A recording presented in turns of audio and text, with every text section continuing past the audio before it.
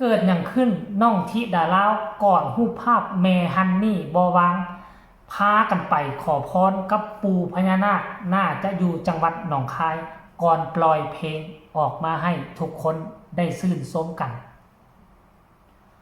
ทักทายสบายดี FC แฟนคลับมาพบมาพ่อกันอีกแล้วคลิปหนึ่งหนีบ่ม่มเรื่องราวของน้องธิดาลาวเส้นเก่าเส้นเคยซึ่งเป็นศิลปินที่มีกระแสโด่งดังที่สุดในตอนนี้ปฏิเสธบ่ได้ถ้าผู้ใดบ่ได้กระทำข่าวเกี่ยวกับน้องธิดาลาวแมนคนนั้นจะตกเทรนจะตกข่าวเป็นแท้แน่นอนเพราะฉะนั้นถ้าผู้ใดบ่อยากตกข่าวให้กดไลค์กดแชร์ช่องของเจบ่ลาวเอาไว้ให้ดีเพราะค่อยจะติดตามทุกฝีก้าวของการเดินของน้องธิดาลาวกับพอภูศรีวิไลดังที่เฮาฮู้จักกันดีแล้วว่าพอภูศรีวิไลกับน้องธิดาลาวสุมภาระกำลังเป็นเวลา2 มื้อ 2 คืนคันสิว่า2 มื้อ 3 คืนพุ่นแหละอัดเพลง12เพลงแต่ว่าตัวน้องธิดาลาวเมาคนเดียวคือ6เพลงแล้วก็ยังมีอีกเพลงหนึ่งที่ห้องรวมกับทั้ง2คนสรุปรวมแล้วเป็น7เพลงเฉพาะของน้องธิดาลาวจบไปไม่ๆมาดๆมื้อวานนี้บ่คิดบ่ฝันว่ามื้อนี้พอภูศรีวิไลจะเดินทางต่อไปกราบไหว้สิ่งศักดิ์สิทธิ์ไปบูชาสิ่งที่ประชาชน2ฝั่งโขงพากันเคารพนับถือพญานาคปูพญานาค7เสียนเอิ้นว่าปูพญานาค7เสียนนี่เป็นพญานาคตระกูลล้านสร้างเป็นของพญานาคปกปักรักษาเมืองเวียงจันทน์เนาะปัจจุบันนี้ลาวเฮาเนาะโดยเฉพาะคือนครหลวงเวียงจันทน์นี่จะมีเมืองหนึ่งชื่อว่าเมืองศรีสัตนาคนาคก็คือนาคศรีสัตนาคณาหุตเดิมทีนครหลวงเวียงจันทน์ทั้งนครหลวงเอิ้นว่าเมืองศรีสัตนาคณาหุตมะลุตตมะไอ้อย่างจักอย่างแหละท่านผู้ชมโอ้ยว่ามันละคนหนาวลุกเป็นเมืองแห่งนาคปกครองในตำนานขุนบรมราชาธิราชประวัติของพงศาวดารลาวของพวกเขานี่เป็นลูกหลานพญานาค15ตระกูลเนาะ15ตระกูลที่ร้อยมาจากต้นกำเนิดแม่น้ำคองอยู่ตีนของภูเขาอันไต่อยู่บริเวณคงเขตของมณฑลชิงไห่ตอนใต้ของทิเบตตอนเหนือของประเทศจีนรถเลี้ยวเขี้ยวคดตามลำแม่น้ำคองตามสันภูลงมาจึงมาก่อบ้านสร้างเมืองแรกอยู่ที่นครหลวงพระบางนั่นก็คือเมืองหลวงพระบางเมืองเสียงดงเสียงทองแต่ก่อนเขาเอิ้นว่าเมืองซัวหลังจากนั้นก็แตกลูกแตกหลานออกมาเป็น15ตระกูลไปปกครองเมืองนั่นไปอยู่เมืองนี้อันนี้ตามตำราปรำปราหนะจักจริงบ่จริงบ่ฮู้ตำรามันก็คือตำราเรื่องเรามันก็คือเรื่องเราผู้เขียนผู้แต่งก็ตืมนิดเพิ่มหน่อยมันก็กลายเป็นเรื่องมหัศจรรย์ขึ้นให้ลูกหลานในปัจจุบันนี้ได้กราบไหว้นับถือส่วนจะจริงบ่จริงอันนี้บ่ฮู้เด้อต้องใช้วิจารณญาณแล้วพวงนับถือสิ่งศักดิ์สิทธิ์เกี่ยวกับพญานาคมันจึงแพร่หลายเข้าไปหาพวกเขาทั้ง2ฝั่งโขง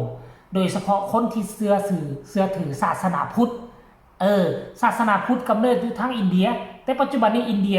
บ่เห็นเชื่อถือเพราะปานใดได้แต่บังเอิญมาเจริญรุ่งเรืองหลายที่สุดก็อยู่ลุ่มแม่น้ำคองไทยลาวพม่า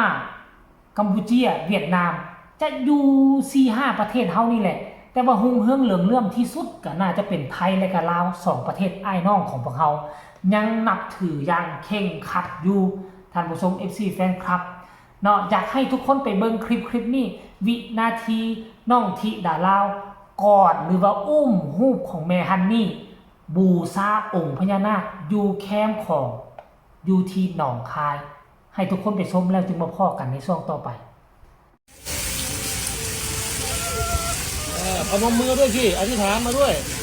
นี่น้ำมนต์องค์ปู่สัตตนาคราชท่านโปรยน้ำมนต์ให้ด้วย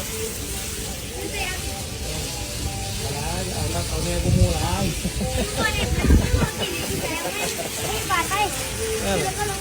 เปียกพอดีถ้าได้ไม่อีก เก่าเลยก็จะเอาคักเอาแน่แท้ อาบน้ำจ้าขันติปานนั่น เอาสบู่ก็แค่พูดบ่อ้าวอธิษฐานมาไหมอธิษฐานมาไหมตั้งจิตอธิษฐานดีๆอธิษฐานดีๆอธิษฐานดีๆขอให้เพียงดงดังนี่คือเสียงดังก้องไกลขอให้คนในจัดตัวไป โอ้ยเสียบเบิดขันน้ำรถเลยจะแม่วะ เอ้ยปวดนะครับมีติดตัวตลอด เสียบเบิดแล้ว พกไปเรื่อยๆลูกพกในขันหนีไปนั่นมาละ นอกจากน้องที่ดาเล่าแล้วก็ยังมีบาวเคศรีวิไลมีทั้งปรารถนาศรีวิไล3 คนพากันย่อมือนบยางอ้อมไปอ้อมมาขอพรองค์พญานาคที่ศักดิ์สิทธิ์ตามลุ่มแม่น้ำของกะหวังว่าจะดลบันดาลปล่อยเพลงของแม่ฮันนี่ออกมาให้มันโด่งมันดังเปี้ยงปั้งซ้ำกับยุคแม่ฮันนี่ก่อแล้วกันท่านผู้ชม FC แฟนคลับเรื่องเล่าเรานี่เป็นเรื่องความเชื่อส่วนบุคคลบางคนบ่เชื่อแต่กะบ่ควรจะเข้ามาคอมเมนต์ตำหนิติเตือนบ่เข้ามาคอมเมนต์ดูหมิ่นดูถูกเจ้าบ่เชื่อก็อยู่ส่วนบ่เชื่อแต่คันถ้าเจ้าเป็น FC แฟนคลับเชื่อบ่เชื่อเจ้าก็รับหูรับตาเอาไว้เฮาสนับสนุนในสิ่งที่ศิลปินเขาเฮ็ดเนาะถ้าหากว่าเฮาเบิ่งแล้วบ่ดีบ่งามเฮาจึงตำหนิติเตือนอยู่ในกรอบก็หวังว่าข้าเจ้าก็น่าจะรับฟังอยู่ดอกท่านผู้ชมแต่ตามที่ค่อยติดตามน้องธิดาลาวมากับพอผู้ศรีวิไลมาเกือบเป็นเวลาเกือบ3 เดือน2 เดือนกว่าค่อยบ่มีคำตำหนิติชมอีหยังทั้งสิ้นคือทุกสิ่งทุกอย่างเขาเฮ็ดสำหรับค่อยเพิ่งพอใจที่สุดแล้วค่อยจึงมาติดตามถ้าค่อยบ่เพิ่งบ่พอใจนี่ค่อยบ่ติดตามแต่ทำอิฐในเมื่อค่อยติดตามแต่ทำอิฐค่อยมักแล้วค่อยจะมักทุกสิ่งทุกอย่างที่ข้าเจ้าดำเนินการจะมักทุกสิ่งทุกอย่างที่ข้าเจ้าเฮ็ดลงไปก็คิดว่าครั้งนี้จะได้รับความสนอกสนใจจากพ่อแม่ทั้งสองฝั่งโขงโดยเฉพาะ FC น้องที่ดาลาวหน้าใหม่บ่ว่าจะอยู่ทางแคนาดาอยู่ทางอเมริกาก็มีเพิ่มเข้ามาส่งคำคอมเมนต์มาส่งเจบ่เล่าหลายเลยแหละ FC หน้าใหม่ก็มีอยู่ทางอเมริกาทางผู้ชมฝรั่งก็มาแล้วแคนาดาล่าสุดเนาะคอมเมนต์เขามาหาช่องเจบอลาแม่นี่ล่ะว่าซันเดที่โอนเงินช่วยเหลือพ่อผู้ศรีวิไลทำบุญร่วมกับน้องธิดาลาว150แคนาดานั่นนะอันผู้ที่ทายรูปน้ำหั่นเป็นลูกซ้ายแม่เด้อว่าซั่นเพิ่นก็ส่งข่าวมาหาเจบอลาวได้ก็รู้สึกดีอกดีใจหลาย